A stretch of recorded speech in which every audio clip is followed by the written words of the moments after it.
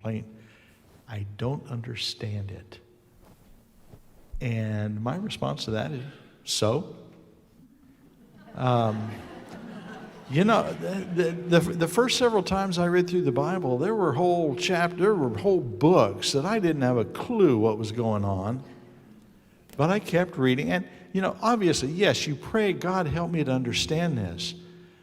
But like with patience, God generally doesn't give us understanding instantaneously. You know, the old, I want patience and I want it now.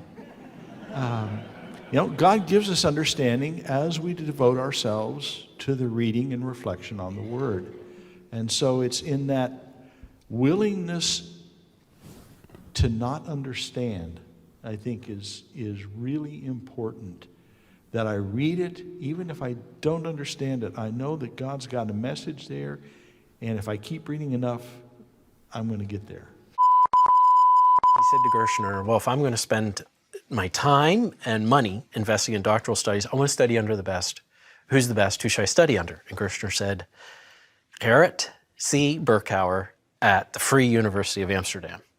And then Dr. Sproul said, no, you misunderstood me. I said, who's the best English-speaking theologian that I should go study under? And Gershner said, Gerrit C. Berkouwer, Free University of Amsterdam. R.C. goes and buys a ticket on a ship for Vesta, for their daughter Sherry, and for R.C., and off they go to Amsterdam to study under Berkouwer.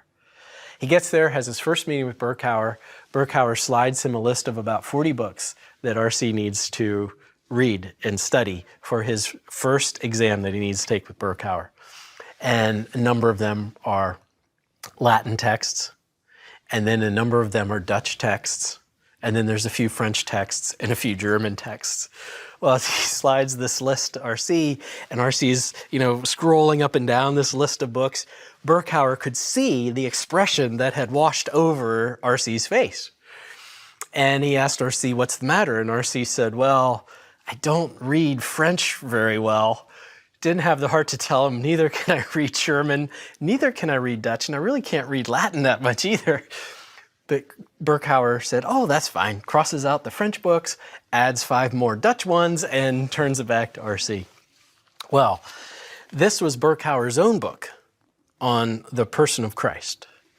Now, if Dr. Sproul had just waited to the 1970s, there would have been an English translation. And I have the English translation on my shelf, but he didn't have that luxury. And so this is the first page. And he's got certain Dutch words circled and underlined.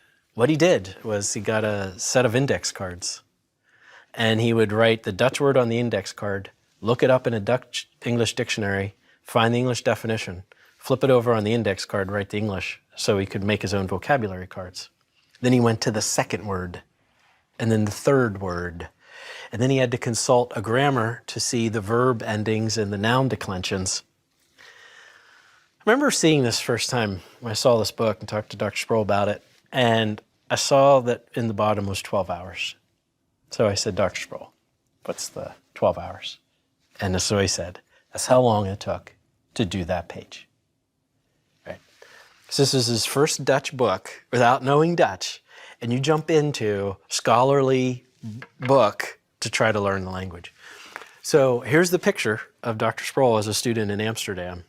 Feet under the desk, pen and paper, book, dictionary, index cards, slogging through it, right?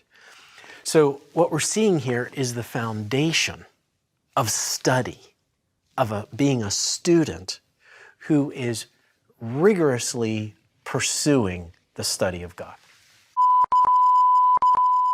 Very, very sharply was an elders meeting in which I was challenged by one of the elders related to our attendance at that time, and I felt myself losing control of my emotions, true story. I'm literally in my mind telling myself, don't do this, and yet I stood up out of my chair.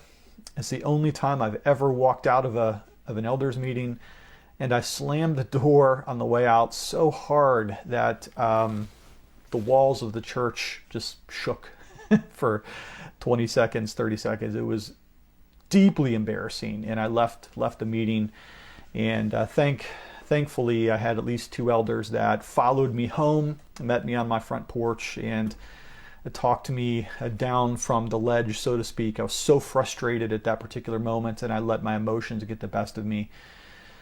If I was able to better control my emotions in those moments, 2 of those moments, I would have been able to better serve the peace, the unity, and the purity of the church. And both of those instances cost me in terms of relationships. At least in the first incident,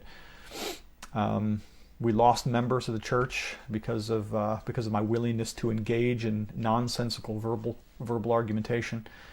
And in the case of the latter meeting, the elders meeting that I stormed out of and slammed the door, definitely ended up losing personal capital and respect from the elders because of my flighty emotional state in those moments. So looking back over my life, I've wished that there were moments that I could have controlled my emotions better.